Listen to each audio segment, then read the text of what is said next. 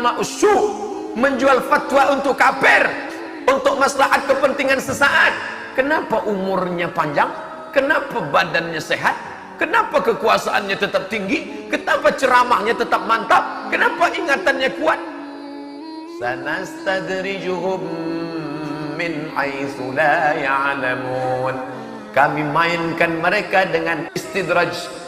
Min haitsu la ya'lamun. Mereka tidak sadar. Istidraj. Umli lahum. Kuulur. Kubuat hafalannya kuat. Dibacanya ayat, nampaknya ayat di mata itu. Mengingat hadis, hebat usul fikih, hebat fikih, mantap. Terpukau orang mendengarnya. Orang sangka itu adalah nikmat, padahal dia sedang dimainkan dalam laknat bernama istidraj. Sanastadrijuhum min haitsu la ya'lamun. Aku mainkan mereka dengan istidraj. Wa umli lahum. Aku ulur, aku tutupi aibnya di dunia. Aku tampakkan dia baik, soleh, sehingga orang salah sangka. Inna kaidi matin. Tipu dayaku amat sangat kuat. Tipu dayaku amat sangat kuat. Berapa banyak orang yang ditipu dengan tipu yang luar biasa. Wa makaru, mereka berbuat makar. Wa makarallah, Allah balas dengan makar. Wallahu khairul makirin. Allah paling pandai membuat makar, tipu daya. Tapi dia juga sadar. Kenapa? Karena memang azab itu sebentar lagi. Innallaha la yumli lizalim. Allah sengaja mengulur pada orang yang zalim itu, mempermainkan umat, mempermainkan agama, mempermainkan fatwa, mempermainkan ayat. Innallaha la yumli, diulur Allah, diulur. Hatta idza akhadahu, sampai masanya nanti Allah menghukum, lam yuflithu, tak disisakannya walau sedikit pun. Berapa contoh yang memain-mainkan ayat. Innalladzina amanu, orang yang beriman, walladzina hadu, orang Yahudi, wan nasara, orang Nasrani, wassabiin, orang yang menyembah bintang. Man amana, karena mereka beriman, wa amila salihan, beramal saleh, la khaufun alaihim wa la hum yahzanun. Dipelintir ayat ini. Yahudi benar, Nasrani benar, penyembah pokok kayu benar, yang penting orangnya baik, yang penting orangnya sopan, masalah akidahmu tidak perlu ditanya, yang penting gak ganggu orang, yang penting gak ngerusak orang, maka dia akan masuk surga semuanya. Sebelum kematiannya Allah tunjukkan kuasa. Ente katakan semua agama benar? Ya. Malang tak dapat ditolak, untung tak dapat diraih.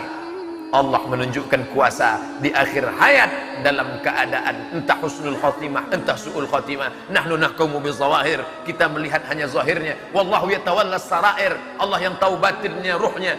Tapi yang jelas sebelum mati, bibit-bibit azab itu sudah ditampakkan Allah. Pak Ustadz, andai itu azab, andai itu musibah, andai itu azab, andai itu malapetaka, apakah di dunia dapat, nanti di akhirat sudah bersih dia? Yang jelas di dunia dapat, di akhirat akan dapat lagi. Loh, Allah tak adil. Masa di dunia dapat, di akhirat dapat lagi? Di dunia dia dapat, di akhirat akan dapat lagi. Lalu yang di dunia itu apa? Itu DP-nya saja. Nanti cash-nya akan diterima lagi di akhirat. Kenapa? Karena dosa jariah tetap mengalir. Buku-buku yang sudah ditulis, dicetak, buku-buku yang sudah banyak beredar, dibaca anak-anak muda, dia tak pernah tobat dalam bukunya, maka dibaca orang menjadi dosa jariah yang tak akan pernah putus. Madamatis samawati wal ard, selama langit di atas, selama bumi di bawah, selama buku itu dibaca orang. Liberal, sekuler akan terinspirasi dari buku itu. Man sanna fil islami sunnatan hasanatan, siapa yang mengajarkan yang baik, falahu ajruha, dia dapat pahalanya. Wa ajru man amila biha, orang lain yang mengamalkannya mengalir pahalanya. Min ba'dihi, setelah dia mati, min ghairi an yanqusa min ujurihim syai'un, pahalanya tak berkurang walau sedikit pun. Man sanna fil islami sunnatan sayyi'atan, siapa yang mengajarkan yang buruk, yang jelek, yang jahat, yang kotor, falahu wizruha, dia dapat dosanya. Wa wizru man amila biha, dosa orang lain yang melakukannya. Terus berganti zaman, berganti terus, maka dia sedang menuai dosa. Setiap Al-Imam Asy-Syahid Hasan Al-Banna, Profesor Doktor Kiai Haji dari Al-Azhar kah dia? Bukan. Dia hanya seorang guru kaligrafi di kampung di Mesir. Dengan semangat dakwahnya, dia cari tukang cukur, duduk di warung kopi, membangkitkan keresahan umat. Hari ini kalau ada dakwah yang membangkitkan keresahan, kenapa kita tak bersatu? Kenapa ekonomi kita tak maju? Kenapa kita masih beli di tempat orang kafir? Kenapa kita masih makan tempat orang kafir? Kenapa kita masih mendukung? Ada kegelisahan. Selesai ngaji dia gelisah. Setelah saya ngaji gelisah saya dengan keadaan. Alhamdulillah. Yang parahnya adalah kita merasa adem, ayem, tentram, tenang. Bapak Ibu, apa yang terjadi ini sudah tertulis di Lauhil Mahfuz. Maka tenang sajalah. Kita terima saja apa adanya. Pejamkan mata, banyak-banyak berzikir. Astaghfirullah Rabbal baraya, astaghfirullah minal khataya. Kalau anak kita dilarikan orang, sabar aja. Kalau bini kita dilarikan orang, biarkan aja. Tarik nafas panjang. Ya Allah, ya Allah. Kalau agama kita diinjak-injak orang, jangan pikirkan Allah Maha Besar untuk menolong agamanya. Agama ini tak perlu ditolong. Ngapain kita tolong-tolong agama ini? Seolah-olah dia tak mampu menolong. Al-Aziz, Al-Jabbar. Biarkan agama ini pijak-pijak orang. Yang penting kita tenang. Ustaz setan itu. Tak betul. Intan surullah. Kalau kau tolong agama Allah ini, yang surkum, dia akan menolong. Bisabis aqdamakum. Ulama-ulama di penjara. Sahabat saya naik. Saya menengok juga, tapi tak ketemu dengan penjaga itu. Sahabat saya naik ke Qal'ah. Qal'ah artinya tembok. Tembok yang dibangun oleh Muhammad Ali Pasha. Muhammad Ali Pasha membangun tembok masjid yang indah di Mesir. Tapi pada masa rezim kekuasaan Gamal Abdul Nasir, disitulah tokoh-tokoh pejuang Islam di penjaranya. Siapa yang melawan dia penjara. Disediakan anjing herder yang lapar di situ. Lalu ulama-ulama itu dicambuk, berdarah-darah, darah bau amis. Anjing herder lapar mencium bau darah. Dimasukkan ulama ke dalam penjara itu.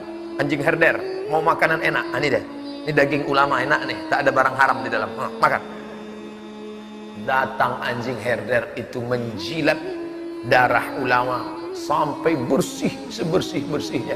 Dan penjaga itu menengok dengan matanya. Saya dulu pemabuk, pezina, benci dengan ulama. Saya tak percaya Tuhan.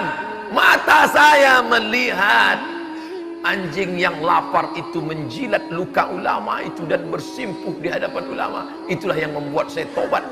Dan di akhir usianya menjadi penjaga masjid, bercerita kepada salah seorang sahabat yang berkunjung ke Qal'ah, tembok benteng Muhammad Ali Pasha. Allah mau menunjukkan, katakan lihat mukjizat tak ada, mukjizat masih ada.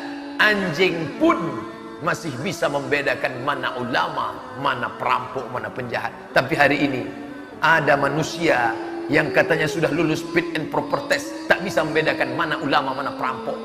Tak tahu dia mana yang mesti ditangkap, mana yang mesti dilepaskan.